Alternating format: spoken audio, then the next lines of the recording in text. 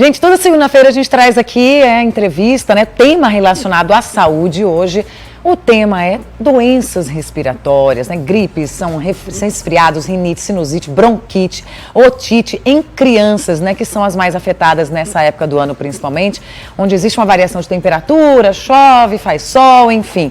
Para conversar e tirar as nossas dúvidas, nós convidamos aqui a doutora Marcela Fernandes, pediatra. Muito bom dia, é um prazer tê-la aqui. E ela é uma carinha de novinha, né, gente? De bebê, de criança. Não, tô novinha. Não é? Mas está ótima. Doutora, a gente sabe que nessa época os consultórios, os hospitais acabam ficando inclusive mais cheios, né, mais lotados, justamente por causa disso, né? Crianças e idosos sentem mais essas variações, todo mundo fungando, é com tosse, né? Aquela coriza.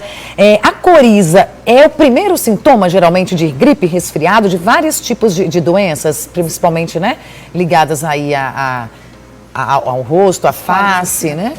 Respiratória? Sim, Lídia. Muitas vezes os quadros respiratórios eles iniciam sim com coriza. Em alguns casos vem outros sintomas como tosse, febre. Em algumas crianças pode ficar só aquela coriza. É importante falar que às vezes a tosse ela dura semanas, né? Então a tosse ela é a ruinzinha de sair, né? Começa geralmente você fica bom do resto e a tosse continua. Isso. E a gente sempre relembra muito em consultório que uma tosse com mais de 10 dias, aquela tosse persistente, é sempre bom que essa criança ela seja avaliada para ver se realmente é só um quadro, uma gripe, um resfriado comum, ou se essa criança já passou a complicar com alguma outra coisa. É justamente isso que eu ia perguntar. A partir de que momento se deve levar a criança ao hospital, procurar uma ajuda médica, ou até que ponto o chazinho, vitamina C, líquido, né, acaba fazendo com que os sintomas, por exemplo, eles têm que ir embora em no máximo quantos dias? Os resfriados comuns, geralmente começam a ter uma fase de melhora mais expressiva após uma semana, após 7 dias.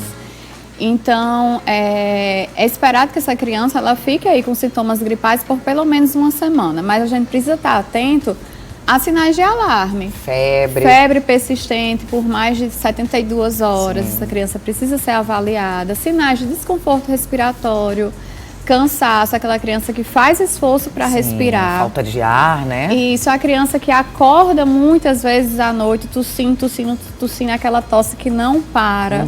Então precisa ser avaliado. E uma tosse persistente por mais de 10 dias também precisa ser avaliado. Mas em geral, a criança está bem, a febre começou hoje. Quando a febre vai embora, fica espertinho. É comum que a criança na hora da febre fique mais molinha.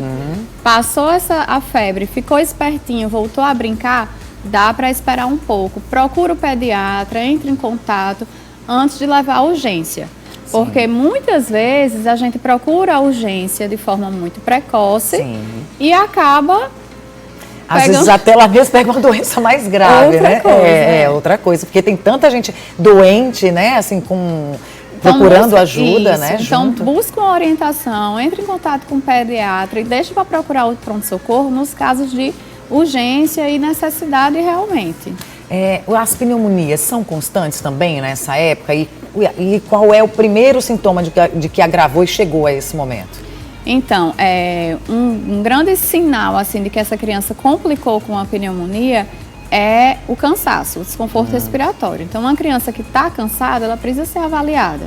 A gente pode ter pneumonia sem febre? Pode, mas em geral a gente tem o que a gente chama de taquipneia, que é uma criança que respira de uma forma mais acelerada. Então, o principal é estado geral, ver se essa criança está com estado geral bom, se está brincando, se está se divertindo e se está cansada ou não.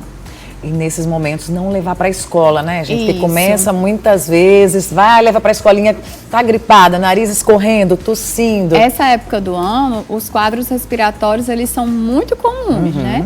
Então, a gente pode buscar algumas medidas para tentar diminuir a proliferação dos vírus. Uma delas é não levar a criança doente para a escola. E em casa, quais os cuidados dos pais? Em casa, o que a gente tem que ter em casa, né? A lavagem nasal hoje é uma grande ajuda nossa, diminui muito o tempo de doença, porque a gente está ali tirando aquela secreção. Então, muitas vezes a gente impede que essa criança complique com otite, que você falou no início, porque aquela secreção não fica ali acumulada. Então, bastante líquido. É comum em consultório que as pessoas busquem alguma coisa para melhorar a imunidade.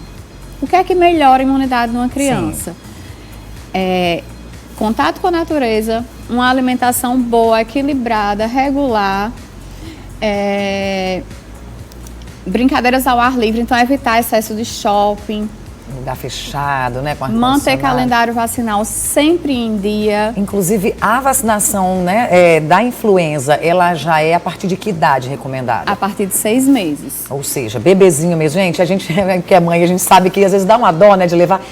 Vacina sempre foi, sempre será um excelente, né, meio para se tentar aí reduzir tudo. Isso. E agravamentos principalmente, então tem que levar para vacinar, né?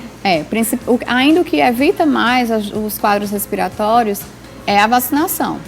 E aí os cuidados de higiene natural, essa época do ano que está um pouco mais frio, o ambiente está um pouco úmido. Então, lembrar de deixar o quarto da criança arejado, e o ambiente que a criança frequenta mais arejado, abrir portas, janelas, para arejar um pouco, porque as crianças alérgicas, portadoras de asma, elas sofrem mais nesse período. É verdade. Quem não sabe ainda se é alergia ou se é, por exemplo, uma gripe, um resfriado, tem algum sinal assim importante para ficar de olho? A presença de febre. Sintomas mais persistentes vão falar mais a favor de um quadro infeccioso. Se não, se fosse alergia, geralmente não vem com febre. Não, a alergia não vem com febre. Fica mais aquela... Quem Só tem rinite fica ali com aquela coriza, espirrando, às vezes um pouco de tosse, mas não vem com febre. É isso, muito obrigada. A gente vai colocar até o contato aqui, né, da doutora Marcela Fernandes. Você utiliza bastante rede social? Um pouco. Um pouco, né? Quem tiver alguma dúvida, né, quem sabe, a gente depois o seu é particular ou você tem um Instagram? Não, eu tenho um Instagram... Que as pessoas podem, né, usar. Sim, então, qual é? Arroba, deixa eu ver se a gente dá tempo pra gente colocar. Arroba doutora Marcela Fernandes. Arroba doutora Marcela Fernandes, então aí para vocês, né, pediatra, super tranquila, explicou aqui de uma forma bem fácil, né, para quem é pai, quem é mãe, né, quem lida com crianças, porque nessa época não tá brincadeira não. Muito obrigada, viu? Obrigada, bom trabalho, Lídia. volte sempre. Obrigada.